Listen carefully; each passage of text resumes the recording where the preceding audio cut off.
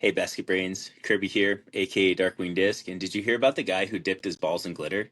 Pretty nuts, right?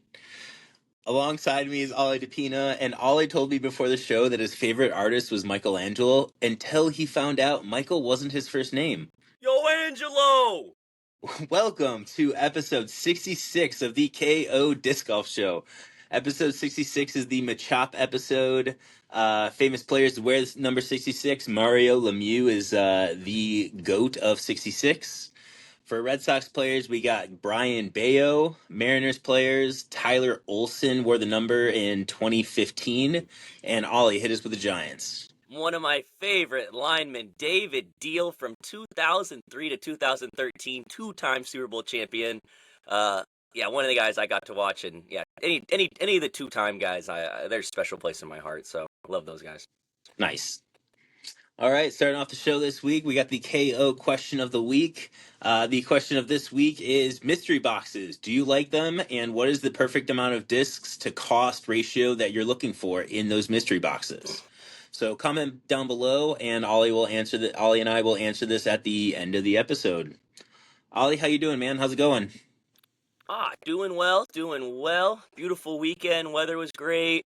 Got to enjoy some time. I feel like it's always a weirder week because Roxy's in Denver right now. So, I have it's just like I'm getting off work earlier than I normally do. And it's like always just like, I just want to go hang with Roxy. And now it's like, I'm going to go home and maybe go to bed early and get ready for South Fork tomorrow. Because we were recording this on Monday morning. We're going to be doing some South Fork stuff. We'll talk about it more later. But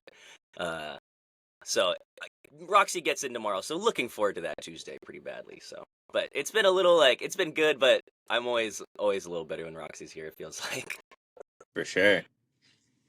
My week was very kind of lackluster, to be totally fair. My 1,000 rated streak is over with 3 pretty nothing rounds out at Milo. We'll get into that next in the tournament recap. But just kind of like a hot week out in Portland this week. Yesterday was the hottest. Driving home, I saw on the dashboard it read 99 at one point, and I was like, "This sucks." I was like, "Oh my god!" So, just a sweaty weekend. Big shout out to the tournament directors down there. I guess we'll get right into the tournament recap really quick, but the tournament directors down there. One of the things that I thought was so awesome of them to do every day. Even for MPO cards coming through, 3, 4 in the afternoon, there was still water jugs that had water in them with ice. So I was still able to fill up my Gatorade bottle with cold, ice cold water, which is just, man, that was such a clutch thing with how hot it was out there for the whole week. So, back home today, like you said, you and I are doing a league tomorrow out of South Fork that we'll get into a little later. And then, heading down to Olympia for South Sun Classic this week. So kind of just gearing back up for that. This is kind of funny. Yesterday I hit when I was warming up, there's this little park, timber park around the corner from Milo, and this area has park benches kind of aligned in it, and I was throwing in between them, and I took a step backwards and I hit my leg on the the seat part of the bench, and I hit the meat of my calf on there, and it's been super sore since then. So I'm part of me is man, it's just a bruise, it is whatever. But part of me is also really excited to see what this bruise looks like, because it's going to be gnarly, dude. It's going to be deep and dark and gross. I think this is, it's going to be really gross in a couple of days. Even this morning, I woke up and I was stretching it out. I'm oh, you're still tender and sore. So I definitely bruised the muscle underneath it. It's going to be an all timer, man. I think it's going to be a gross one. So really looking forward to dealing with that for the next week or so. So we'll get right. Bench. What's that? You should see the bench afterwards. Oh, dude, the bench, man. He's walking strong right now. I tell you, he fucked me up. So, we'll get right into the tournament recap. This is presented by Emerald City Discs. Emerald City Discs, the gem of the Pacific Northwest. Yeah, like I said, it was a tough weekend down at Beaver State Fling for myself. Big eight here down there.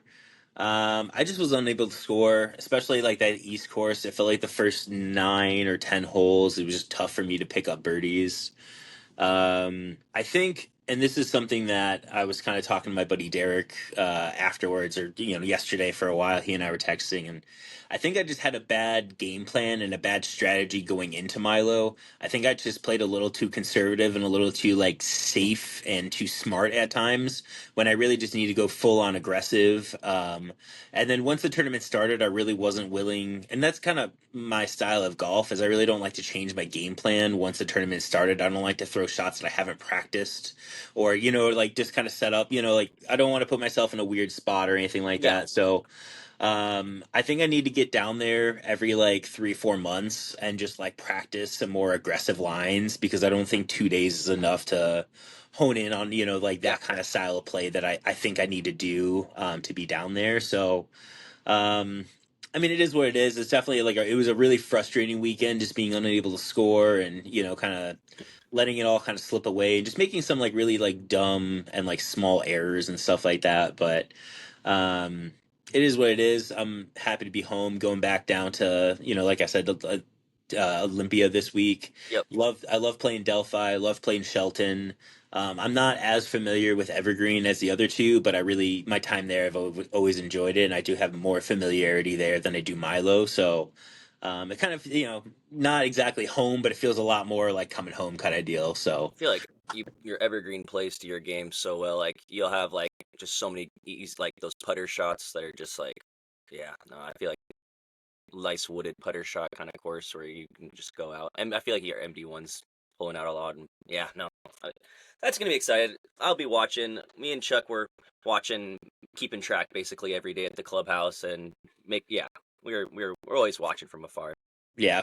Yeah, I did have one really cool hole. I was the only person to eagle hole 14 on the West course. Um, it's kind of like a little like a long like horseshoe par four.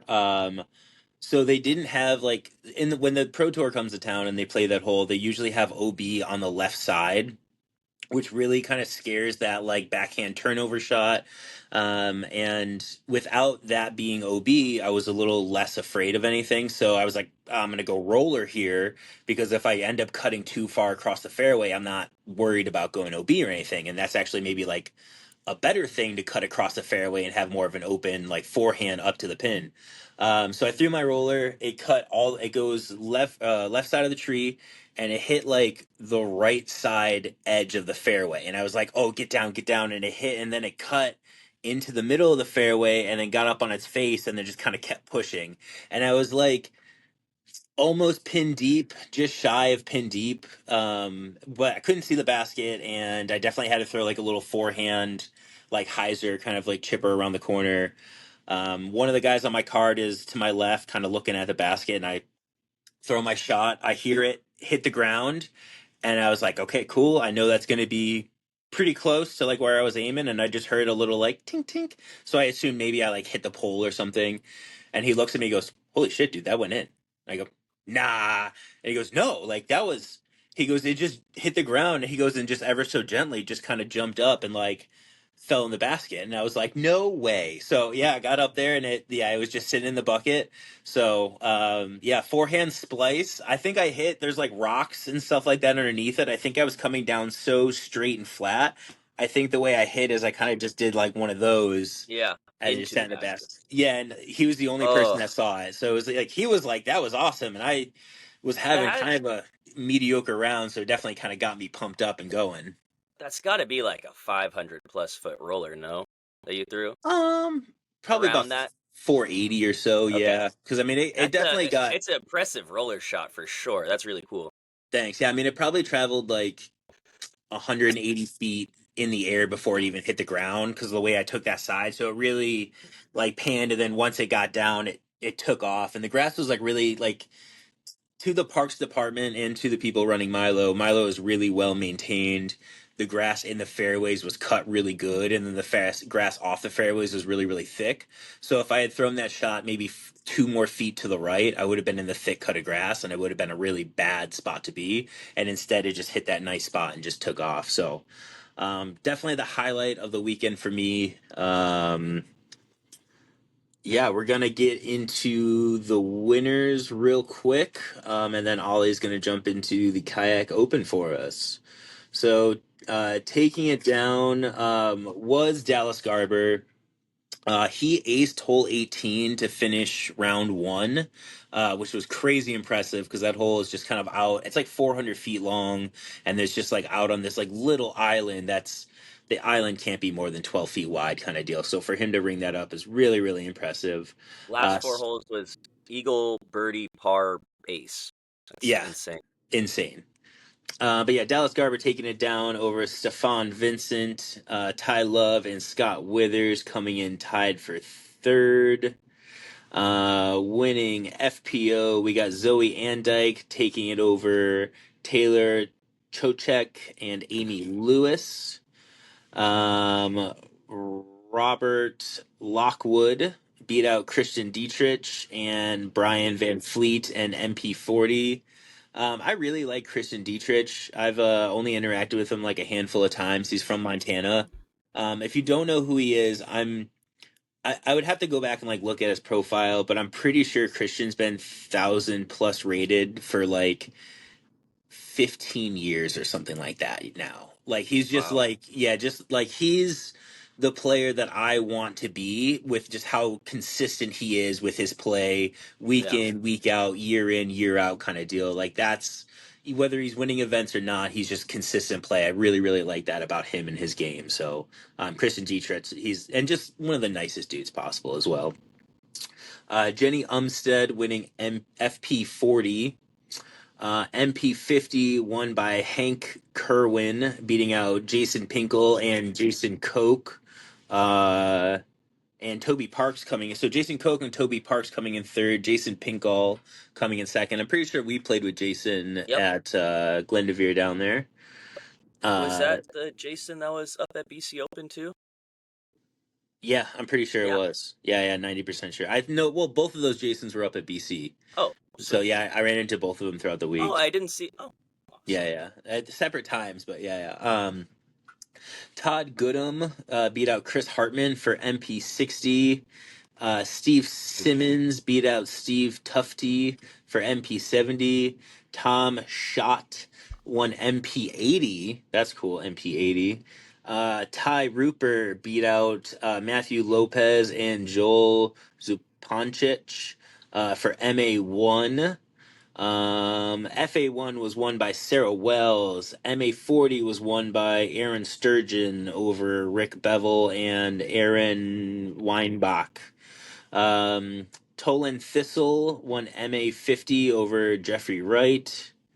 Shauna Pond won FA50. George Boderaga won MA60 over Clay Reed. We got Gary Hanley and MA70 taking it down. Oh my goodness, Joseph Demaranvosky. I don't even know if that was close. Taking down MA2. And then MJ18, we got Tyler Head. Congratulations to all the winners. Damn, there was a lot of divisions. Yeah, that's crazy. I was like, whoa, whoa, whoa. Hang on a second. I think I saw that scrolling through real quick. I think D'Anthony Thomas played. Yeah. Yo, that's my guy. Yeah, he came in 23rd in MA2. Yo, D'Anthony, reach out to me for lessons. Let's do it, bro. Yep. I'll do them pro bono. I just want to hang out for a bit. Yeah. Black Mamba, let's go. Let's go. All right. Ollie, break us down for Kayak Open if you would. All right. My weekend, the scores were not great. I just keep getting into like some bad starts, some confidence issues I'm noticing. It's I don't know. It's like I practice and I throw, and then when I actually get to going and doing like a tournament, I get to the point where I'm on the tee. So I watch this person tee off, and I'm like, oh crap, and I'm like, I have to like it. I feel like I shrink a little bit in that sometimes when I see I don't know. It's a really interesting feeling. And then I feel like I keep trying to do too much, which is like not my game, where it's like I know on some of these holes I could have just chopped it down a lot easier and just got the par and not go for it in certain things. Um, that last round, on the blue course, I threw my Halo Boss probably 80% of the time off the tee, and it was doing just wonders for me. Like forcing on Anheuser, having it push straight for really long, and just having that consistent finish. It on forehands, on backhands, on everything. It was just like something I was going towards more, even on shorter shots that I needed, like a forehand that I just needed to get high and arc down and just get towards the basket. I usually would go Toro. I pulled my Halo. I just was like, I'm just gonna throw this thing. It's coming out of my hand easy. Um, so I think that was really good to like go towards what was feeling good and going in comfort wise. Um, Colin Bryant, I played with him the first day, and he was saying, the best shot selection is always the one you feel like is the most comfortable, or like you're most comfortable with, because that will be the best shot. It was on 16 of blues, and I was like, I could try to do this flexing backhand shot over the big gap, or there's like kind of a lined up fair, like field goal to hit with a forehand. And we were just kind of talking about it, and I was like, I definitely felt more comfortable with that field goal forehand hit. So kind of just need to go play towards my comfort. I feel like I'm getting in my head a lot. So there's just things with that. I'm really happy. That last round, besides 2 holes, I was doing pretty well, and I was like, "Oh, dude, I just gotta have a day." And so, like, I remember I was like one down through the like 7 holes basically, and I was like, we're in a point to like really get to the back half of blues and like start attacking. And I got up to hole 8, which is the hole that goes down to the ditch that has like the wooden thing at the bottom, and then you go straight back up, but it's a par 3. Mm-hmm. I was throwing my Nordic Phenom on a forehand really effectively, like really, really smooth. My forehands I'm really confident in that again, which is something I was lacking, I think, for a long time, where I can just get so much still out of a forehand, even though it's not the distance. Well, there's still a lot of distance. I just got to commit to those shots. I feel like I was getting into a habit of doing more touchy, like flicks like that, where I need to come through back and really drive on a disc. So that felt good to do that, and yeah, there's just a whole lot of confidence things, but got to play with a lot of great people. I kept my head up the whole time, which I'm always really happy about. Shot a lot of strokes better that last day, like I was saying. Besides, I took a triple on hole 8 and a double on hole 12, but besides that, I still finished +3 on blues, which I'm like, all right, there is still some stuff to do. Than finish still like there's still better golf there and more confident golf. Um, yeah, I got to play with, like I said, Colin Bryant, Emilio Mondragon from Bellingham, from Blaine. I met for the first time. He was used to be sponsored by Innova. He actually had the lowest PDGA number in the MPO field, which was pretty cool. Cool. And so he just had been playing for a long time. Had some really cool like team stamped AVRs he was putting with, and I swear to God, he did not miss a single putt inside the circle this whole weekend. Like I was like just so impressed. I was like, wow. Um, I got to play with Quinn Lawler from Bellingham. He's up. He played. I saw him at the BC Open. I've seen him in a video or something or two before on I think it was Broderick's channel on YouTube. And he is really an impressive talent too. He throws lefty and righty like full drives, which I just thought Wow. was so interesting. So like gold 5, he did a lefty backhand, and I'm like, whoa. And it's like that was kind of intimidating. I kind of shrunk when I would see that. I was like, his lefty backhands are going further than my like righty backhands. I'm like, this is like that's like some really cool work. It was really cool because you can like his plan on like hole 9, that par 4, Mm-hmm. I think it is. He like does a backhand Annie to get to the open, and then just booms a left hand uh drive up there, where I'm like, oh, it's just kind of cool. I feel like it opens up some more stuff for you. And then got to play with Bill Razy, which was always a good time. And Sure. he got the birdie on hole 4 on blues, which I've never seen before, which I thought was pretty awesome. So I shot that. Always got to shout that out. But gonna go through the winners overall. Oh, and shout out to the tournament directors and Eric. And the course was looking good. MPO teed off first, which was honestly really nice for the blues course. We I played a blues round in under 3 hours in a tournament, and so it's like no backups. It was Emilio shot even, Bill shot +1, I shot +3. That's some good golf on blues. We're not really bleeding too much or looking for discs and stuff. So it felt really awesome. It felt really cool, and yeah, just to get through there. And then there was one mishap. I was really excited to go watch Chuck after my round, and so I go and I'm walking to my car, And I'm like, I'm just gonna drop my bag off, grab my slides, and I'm reaching for my keys, and they're not in my bag. And I was like, oh, they have to be in this other pocket. And so I empty everything out of my bag, and I'm trying to not get into like that freak out mode where you're like, I don't have my car keys. I'm an hour and a half north of traffic, and like I'm just freaking out. So I walk into the clubhouse, I asked them to watch my bag, and I just started running the entire blues course. It is 90 degrees, and I am running through the blues course, going to every single spot I've been to, reliving the round. Little kind of crazy with that. I was like, I remember this shot. I remember this. You know, like you had to relive it twice. I'm running through the blues course, one of the longest courses in Washington. It's also just up and down and up and down. And like not an And easy track to run. It's not flat ground or anything. Yeah.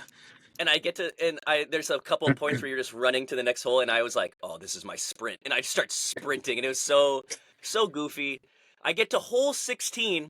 I see my buddy Josh, and he's like, hey, how you doing, Ollie? And I'm at this point drenched in sweat, and I'm like, not doing great. I'm horrible, honestly. I lost my key. I've been looking at all the spotters, and they're like, oh, I haven't heard anything yet. And I was like, oh my god, like I was running. I think it's the point where you go from 14 to 15, and it's like you're running past hole gold 9, and I pull out on my phone while I'm sprinting. What do you do when you have no key, no spare? And like I was just like on Google, like that was my Google search. Like I just was so lost, but like not ready to freak out yet. Drenched in sweat, I get to 16. This guy's like, is it a key or a fob? And I was like, kind of a key, kind of a fob thing. And he like pulls out my like, it's like this big, dude. And it's like, I was like drenched in sweat, and I was like, thank you. And I just like lunged at him and gave him a hug. And it was He's like, don't touch me. no, literally, I was like, and then I just put my hand down, and I was like, what's your name? And his name is Tyler. So just shout out Tyler. Like, hello, Really, really an OG. I proceed to grab my keys. They're on a backup on 16. I run down 16 into the gold fairway. Run through golds to finish up and get back to the clubhouse. And yeah, just could not have been any happier to get I was like at my car putting my bag in, and I was like, oh, finally to be in my car. And someone laughed walking away, and I look at them, and I was like, you don't understand. Like, but that's insane, dude.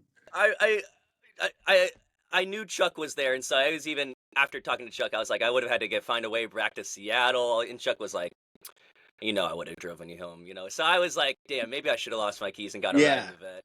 Dude, you gotta take ride home instead, man. Yeah, you kind of messed up. Yeah, but so I got some nice steps in. My legs the KO show legs are feeling a little jello this day. Today after the weekend. But just to go over the winners, Colin Bryant winning in the MPO field with a negative 19 total through the 3 rounds and won by 20 strokes. Really, really impressive. Tyler TK Knuckle getting +1 and getting second place. Peter Fornia getting tied third with our boy Luke Gent. Tied third, I think his highest MPO finish. Awesome to see, dude. Going down, MP40 Ryan Christofferson getting first place with Keone getting second, our boy. Keone had a 10-stroke better shooting on blues that last day to fight to get second place. Like, he was like, I fought for that. So, awesome to see that fight. Dude, he's a baller. Oh, absolute baller.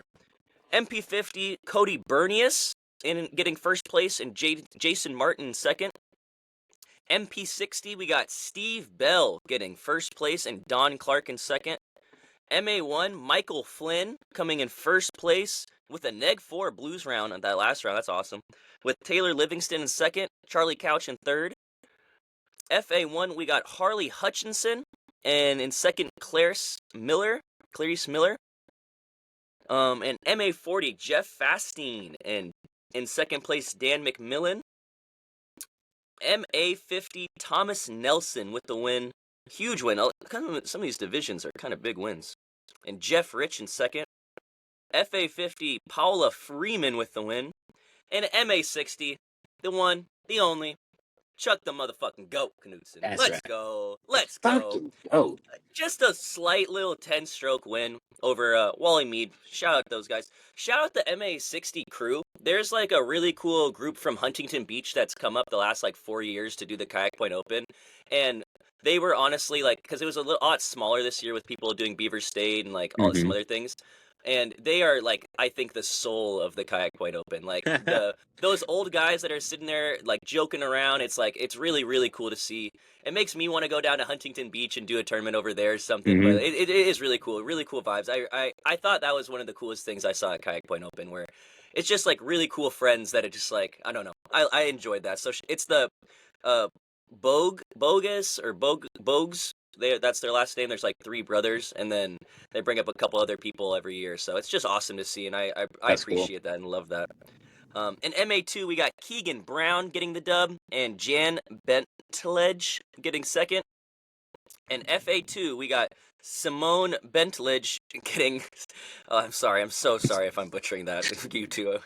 MA3, Robert Davis and Kieran Height getting second place. And FA3, Hannah Haar with the win and Candy Kent getting in second. And then Daisy James, the MA4 win over Randy Lynch. So Daisy James playing in MA4 was cool to see. And yeah, Nice. That's awesome. awesome. That was Very the cool. Kayak Point Open. Well ran, like I said. I think I was talking to Andy a little bit. I think this year for the MPO field we did blue, gold, blue, and I think there's some talks about doing gold, blue, gold next year and some other things like that and switching it up every year so like different talents have different maybe better chances and stuff. But Colin was kind of leaps and bounds with that. I was like, I think he shot 6 down, 7 down on golds and then 6 down on blues again. So Yeah. it's like He take your just lapped. poison. He's gonna score. Yeah. Yeah, he lapped the field. Yeah, he don't care. That's cool. Nice job on the recap there. It's hard going through and like not knowing how to pronounce some people's names, and you're Yeah, I just just feel like, bad. yeah, I know, and you're kind of just like, I'm trying so hard, but I don't know what I'm saying here. Um, all right, well, all right. Next is the tournament look ahead presented by Baka Bak Fried Chicken. Baka Bak Fried Chicken, shut up and crunch it. Just Um, kidding. Still working on. I Shut don't up. know. Again, we just mess I like around with it. crunch it. I think it's pretty good. Um, yeah. So as Ali mentioned earlier, he and I are going to be doing the South Fork Landing League tomorrow. We're doing this on Monday, so probably the day you're watching it is the day we're doing this. Yeah, 8 spots over $1,000. Definitely recommend jumping in there, checking it out, trying to get that grand. Ollie and I will be teeing off at 9 a.m. Checking and see how we did. Hopefully, pretty good. Or if you want to play with, oh, I guess you won't watch this. I almost thought about saying that, but I was like, I guess it. Yeah, yeah. Hey, jump Well, on our card hey, retroactively. luckily I Maybe, said it and you didn't. yeah, maybe one of you did jump on our card and you played with us, and it was awesome. So thanks for Yeah. jumping on our So card and yeah, playing. We appreciate you. Also happening next week is the South Sound Classic. This is 3 rounds over 3 courses. Round 1 at Delphi, round 2 at Shelton. We're playing a 20-hole loop with it's Timberclaw, so it's whites, and then we're playing the 2 new holes, which is the par 5 and the new par 4. And those also have white pads. I didn't know those actually had shorter pads too. So um, should be good. I am not as familiar with those like some of those whites as I am the blues, so definitely gonna have to get not around familiar there. with some of those weights. Okay. And then moving Uh, on. I feel like it's a lot of hyzer shots. Yeah, I think a lot of them is just like a straighter line or a little easier instead of like a turnover or a that kind of thing. So um and then the last round is Evergreen, and then like I was saying earlier, Evergreen's probably the course I know the least out of the bunch, so definitely gonna try to get a full round or a full day out there of practice. So Um, yeah. Weather look ahead. This is presented by Swamp Cow Kava Bar. Swamp Cow. Show up and drink it. It's mud water. Try it. We got Shelton's going to be hot this week. It is going to be super super hot. Looks like tomorrow I got a high of 90. I think Wednesday I got a high of 93. And then getting into the weekend, we're going to cool down a little bit. 79 on Friday, 74 on Saturday, 75 on Sunday. This is just for the general Olympia area, so this should be pretty close to the temperature for all 3 of the courses there. So, yeah, a couple of hot days of practice, and then Friday, Saturday, Sunday are looking all right. What, you got jokes, kid? You got jokes? I crack myself up. All right. let's get into the best 90 seconds of your week. This is presented by AGL Discs, above ground level, and this is definitely above ground level, but this is a little below the belt. So, Ollie, are you ready for your 90-second breakdown? Let me get a 90-second timer going here. No commercials, no commercials. Oh, there's commercials. Of course there is. Yeah, the 90 seconds will have one commercial break during it. I'm sorry, y'all. Yeah. Can't do 90 seconds straight. I can't do that. All right, Ollie, you ready, bud? I am ready. All right. 3, 2, 1, go. The Pro Tour in Norway. K.O certified hot boy. Ben Calloway. I'll go any way you want with that guy. Takes down the Crocal Open after a 5-hole repeat playoff, which is also one of the dumbest things ever, a 5-hole repeat playoff. Okay, Jacob Simmerade, who technically tied 2 with you, not the Father Mary Villenham. It is not Calvin Klein. It is not Kyle Clean. Coming in T4 with Discmania teammate Nicholas Antela. Holland taking it down handily, getting another win to add to this dominant season over the Burging star, Candice Burge. And Ella hands some birdies out to get some T2. Silva, Saarinen for the silver. And Lat continues to fall as she hoped to the Kristen, the podium next event. That's about all I got. That was pretty good. That was only, I mean, we might have to 60-second. Yeah. A little premature this week, but that's all right, man. 1 in 5. It's fine. I couldn't make it to 90. It was just too good for me. 60 is all you get. I had to tap out. It was too good this week. I couldn't last. 60 is all I got. No, that was. I feel like I was naturally good to stop there. So. Nah, that was good. You did great. Another good one this week, man. You're getting they're getting way smoother. Really good. Yeah, I love a repeat playoff 5 times. That is one of the sillier things. We were talking about this a little bit for the show, but yeah, like why would you not do like 18-1 or so? You know what I mean? Like the three. I think the 3 loop is the best. Yeah. Yeah, like anything is better than one hole on repeat because you have what happened, which is you have two guys who are just playing for birdie all the time, and there's absolutely zero reason for either of them to try to go for eagle, and now it's just a war of attrition, which is that's not fun. All right, to answer the KO question of the week, Ollie, mystery boxes, do you like them? What's the perfect amount of discs to cost you are looking for? I like them a lot.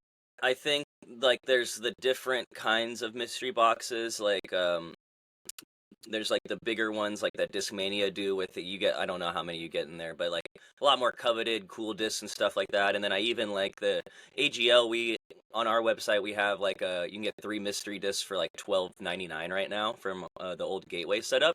So it's like 3 mystery discs for $12.99. That's like a huge deal. It's not necessarily a mystery box, but my buddy did that. He got like a really cool beach, a really cool cedar, and he forehands a lot of stuff, so those overstable ones are awesome. So I think all mystery boxes are cool. I love the ones you've done in the past. Like I remember I got I wanted a black. I like how it was like specifically black discs, and so I was like, oh, I wanted that one. Yeah, like of the like I like that kind of thing because it's like I want to be able to have discs I want, and when it's specific or like pointed out that it's just that, it's like or putter only box, mid only box. Mm-hmm. Definitely cool. So I'm a big fan of them. I think the perfect price for a disc, I think I'd like to see them is like in the 8 to 12 range.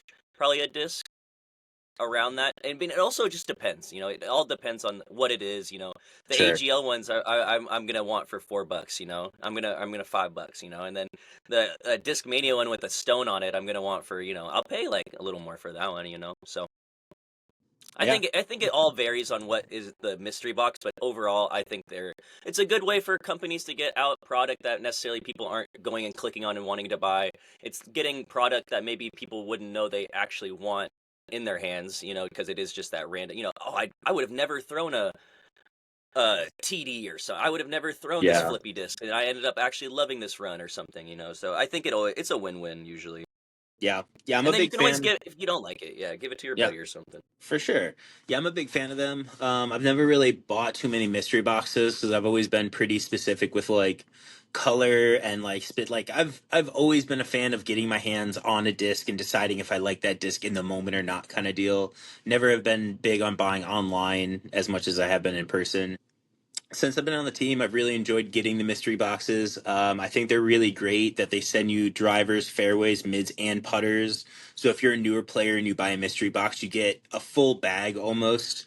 They're really fun to go out and play like full rounds with, or like mystery box only rounds with, because you do have like the full thing. And um, like I think it's really cool that they do like the DNA ones and that kind of deal. So yeah, I'm a fan. I don't know the right amount. Like I said, I've never really purchased too many myself, so I don't Hmm. know the right amount of discs to charge, kind of deal. I know like here at ECD, we try to do like every disc that we put in there is basically just at like a discounted price. And then we try to keep them at like the $12 or $14 range, kind of Yeah. depending on if it's premium or ultra premium or something like that. So mystery boxes have been kind of hit or miss here at the store too. So yeah, comment down below, your opinion on mystery boxes. How many discs do you want in there? How much do you want to spend, on those? So let us know. Let All right, us know. we're gonna get into the draft real quick this week. We're gonna do kind of a different style of draft. This is the fancy dinner draft. I'm gonna get So cooked. maybe, hey, literally. Um, so the whole point of this draft is you have to draft one soup or salad, not super salad. One, one soup or salad, one appetizer, one entree, and then one dessert. And you can do them in any order that you want to draft them in. Ollie, I'll give you the first pick. What do you want to go for? I'll tell you my entree. I'm just gonna go with the steak. Pretty basic, Just as, but I don't I don't know too much about. Honestly, I don't really go to any fine dining like too much fine dining where whatever the nice steak they give you at a fine dining place, that's what I'd get. what do you what do you got on the side there? I'll give you a For my side with it. Yeah. I get my app or oh steak and No, just yeah, like like probably some like cooked kind of green. I really like cooked green, like maybe an asparagus, like fried asparagus. asparagus or something, and something I cooked green. Yeah, I I think steak with asparagus is the like yeah, that, or like a baked potato, like, yeah. but I like I do think like I know I think asparagus is the fancier option than a baked potato, yeah, especially if you're like fine dining restaurant type of thing. So yeah. that's Facts, facts, facts. that's a good pick. It's just Um, I needed a heavyweight as my one. sure. Yeah. And then when I get to my entree, I guess I'll have a conversation there about Oh, I guess logistics and that that. kind of But is a huge power move because now you can save your entree for last because I have mine. yeah, yeah, for sure. Mm. So, um, okay, so I'm just gonna knock out the super salad first, just because that one's probably the easiest one for me. This one is going to be. Oh, I got two options. If you pick the one I want, I'm actually crashing out. I'm not gonna lie to you. I'm going for a Caesar salad. I love a Caesar. It's super basic. But if you go to a place that has a really nice Caesar salad, like they make the Caesar dressing in house and good croutons and that, it's a nice Caesar salad is a real special thing. And then for number three, for the appetizer, this one's maybe a little bougie. But this is something that when my wife and we're gonna have like we go out for our anniversary or something like that, something we look for on the menu, and that's bone marrow. One of our favorite Oh, things is like roasted marrow with like croutons and whatever they want to kind of accompany it with. For our anniversary, we went to this place that did like a spicy anchovy butter that went on the bone marrow, and it was awesome. It was really, really nice. So my appetizer would be bone marrow. that's a banger. That's a Real banger. bougie. Real bouge. All right. So my pick, Yeah. we're gonna go with my super salad. Uh, and it's actually my one of my favorite soups ever. French onion soup. That It's such I a banger. that was no lie. that was gonna be the other thing I picked. Dude, Like a if you, hundred I percent. had a feeling, Yeah, and I was like, if he picks yeah. French onion soup, I actually am gonna like smash my keyboard right now. I was I was that close to that is a great pick. Obviously, I great I pick. It's fuck up awesome. a French onion Yeah, soup so easily. It's so no crazy. doubt, I dude. Yeah, get love. that crust of cheese on top that you just gotta like that moment where you press a Oh, spoon and then the soup comes up over the cheese. Fuck yes. the cheese is like Fuck yeah. stuck on that spoon, and I'm like, oh, Hmm. this is a And then good. at the end and you're kind of scraping it off the edges and you get like that little like the cheese it like the hard yes I dude. get a sometimes I get I mean sometimes they put the breadcrumbs in there, but I just like even a little dip of a bread, just how to soak it up and just I love French I onion like soup. my It's bread just on a the banger. side. Yeah, Yeah, same, but same, same, same, traditionally, same. yeah, I like it on the traditionally you side. have to put one on top, but I get it, man. Great pick though. Yeah. And then for my app, it's it's like I had it I've had it a couple times. It's like a flaming cheese dish that you come out with, and they like light it on fire, and then you kind of it's like a pita kind of dip with it as well. It's a really I had it at That sounds Grappa great. on Queen Anne. It's really good. It's Okay. really rich Yeah. cheese, and it's like that hot melty cheese. So like you just dip it in and like kind of coats it perfectly that corner, and it's like ooh, that was good. That sounds Yeah, really usually I have it with nice. like like a little pita or like not like mostly pita kind of situation. I feel like Yeah. Heck yeah. it's All right, flaming so Greek cheese. That's what it is. It's Greek is cheese. it halloumi? I think it's Saganaki. Oh, I okay. don't know. I don't know. I was like halloumi is usually seared, but I think you probably flambe it. Um All right, I'm gonna pick my entree. All right, you let me know if this is okay because you picked steak, which I imagine is like a New York strip steak or a Yeah, fillet, sure. or like a sirloin, right? I was thinking I wanted prime rib. No, that's fine. I That's love fine. prime rib with au jus. I think Yeah. is Oh yeah. Oh yeah. one of my favorite. When I see it on the menu, it's and prime rib night, and we're out for dinner. I'm usually like, man, I want to check out some of that.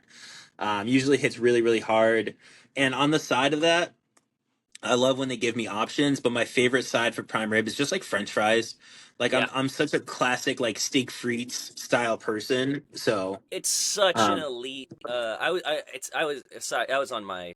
Yeah. That's. It's up there for me too. I feel that. yeah. Yeah, steak frites was always my go-to, like when I worked in restaurants and I was a chef back in the day and we're doing menu prep and stuff like that, I would always bring up, hey, we should just put steak frites on the menu. It's the easiest thing to execute. I just have to cook a steak and Fry Guy already has French fries rolling all night. Easy thing to kind of bust out. So Yeah. and then for my dessert, I am Please. going. Um, Desserts kind of. My wife and I don't order too much desserts because we're big fans of just like simple like ice cream cones and stuff like that. But if I am out and I do see, I really like cobblers with ice cream on top, whether it be like Yeah. a Yeah. blueberry with Yeah. and I'm like I like the stuff that has the like the oat topping on top of it as well. So yeah, I'll call it like a berry cobbler, just because that's kind of the most common one. But berry cobbler with vanilla ice cream on top. I like that. I like that answer a lot. Mostly because it wasn't my answer, and I get it. I one of my favorite. I think it as when I think bougie desserts, it's probably the thing that pops in my head because it's like I just feel bougie. I remember the first time I had it and was like, I don't. This feels too like I'm not in my class. I'm like it's literally creme brulee. I love a good creme brulee so much. Yes, dude, as Oh my well. god, a good creme Yeah, brulee just smacks so hard. yes. Working in restaurants, it was. I love my favorite thing was to eat the creme brulee without the bruleed sugar on top, or Yeah, I feel it's that. just a pot of cream. Oh my god, it's so good. Honorable mention for desserts to Cherry's Jubilee. My father-in-law who passed away a couple months ago, that was his like Mm. really fancy dessert was Cherry's Jubilee. So anytime I wanted to like impress him or anything like that, I would just make a quick like Cherry's Jubilee at the house, which is not very hard to make. So but yeah, so going through our list here, Ollie has French onion soup, flaming cheese, steak with asparagus, and creme brulee. Dude, Um, that's a pretty banging dinner. Yeah, yeah. yeah. I have Caesar salad. I have bone marrow. I have prime rib au jus with French fries, and I have berry cobbler with vanilla Wait, ice cream. let's go out. Both Let's of them. get. Let's make Yeah. these. Yeah, both of these sound so banging. Oh my goodness. Honestly, challenges to make a better one in the comments without using these. Honestly, that's what I want Hey, to see. go for it. Yeah, yeah. Hit us with your I four, don't think because you are. no, I don't. I don't know if any. What are you gonna come out here with, like a roasted chicken dish? Get out of here. Oh fuck, Although golden there, chicken. I make a slamming like pan roasted chicken dish, but like it doesn't compare to like a really nice roasted prime rib. So Episode 66 of the K.O Disc Golf Show coming to an end. Gonna end it. Run through a motherfucking face, then you don't have to worry about him no more. Marshawn Lynch. Aim high, shoot low. We'll see you next week.